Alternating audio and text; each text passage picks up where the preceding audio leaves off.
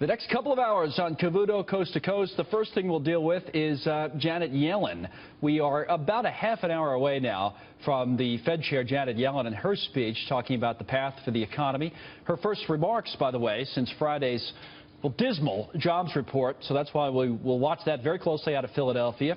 So you add it all up, voters, investors, businesses have a lot to think about here on a Monday, and we have a lot to talk about with the man who you heard screaming to my left, Charlie Gasparino, Christy, Setzer, and Gary B. Smith to start us off in this excellent panel. I don't know if any of you are in a pickle, but you know, Gary, if you look, we were talking about the timing. I know Stuart got into this on his show too. It's really interesting, the timing of the Janet Yellen speech, the timing of the dismal jobs report on Friday, and the politics, right? This should be a good time for Donald Trump, and maybe it is, but to me, he has had some issues over this weekend by focusing on things, this judge, for example, and the heritage of the judge, that shouldn't be related to the main campaign, jobs and the economy and everything else. What do you make of what's happening right now, Gary?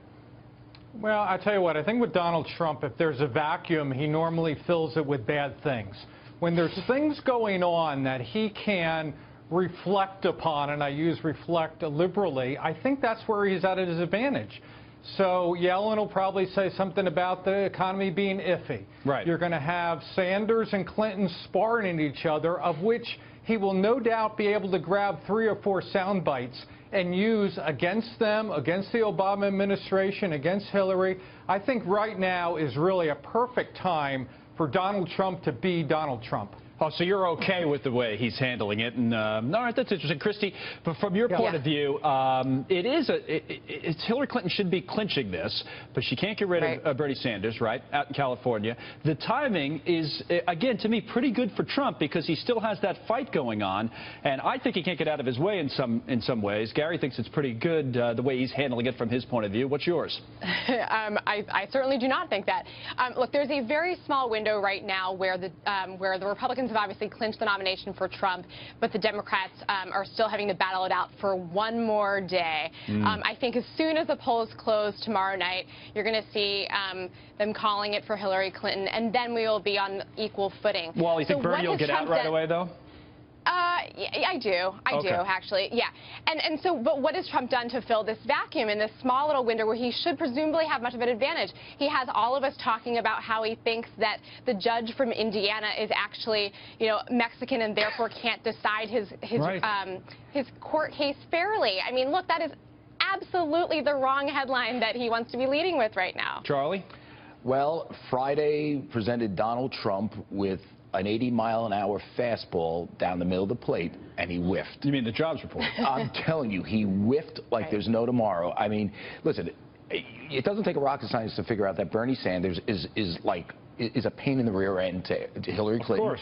You got continued stuff going around the world, which shows that her foreign policy was a mess. You know, Libya is basically controlled by ISIS. All you have to mention is Benghazi, and you got an economy getting worse. And what is Donald Trump being asked to respond to? The judge. The stupid comments. And those were pretty dumb. I mean, you know, you could attack that judge on a lot of reasons. He's an Obama appointee. I mean, just because he's Mexican doesn't mean he's necessarily biased. I mean, it's so stupid. And you know, this is why I think a lot of Republicans are still worried about this guy. He does not. He basically steals defeat from the jaws of victory.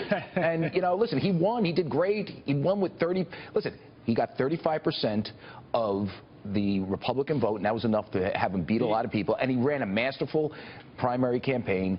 But you know, this is different. And if she doesn't get indicted, here's my ifs. She doesn't get indicted. Or Comey doesn't issue a report that slams her, Jim Comey, the FBI chief, you know, we're going to get a lot more of this. And I don't see how you win with this. You don't think Trump can win, is your point? If he doesn't pivot to like real issues, I don't know how he's going to win on a platform of attacking judges as being Mexican. Gary was just saying, you were just saying, Gary, you think it's actually set up almost perfectly for him.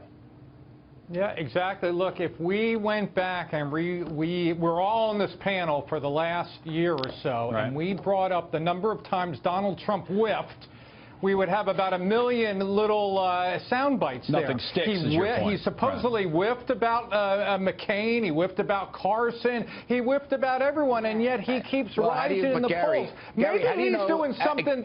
Gary, how do you know that's not going to come back and bite him in the rear end at some point? I mean, here's the thing that I would just say. At some point, okay, you know, people sit there and they say, okay, who do we want for president? Okay, do we want somebody? Now, she's got a lot of negatives on her. Right. But do they say they want someone with a lot of negatives that seems normal, that doesn't attack a judge for their heritage? Not their, you know, he's an American citizen, by the way. We should point that out. From Indiana, right, that's fine. Or do we want some guy that gets sidetracked? And at some point, you know, Gary, he never got more than 35% of the Republican vote. He really never did. I agree. I think the thing, though, with Charlie, we all sit here and we think logically. He should have self-destructed. He should have done this. Right, he stabbed himself.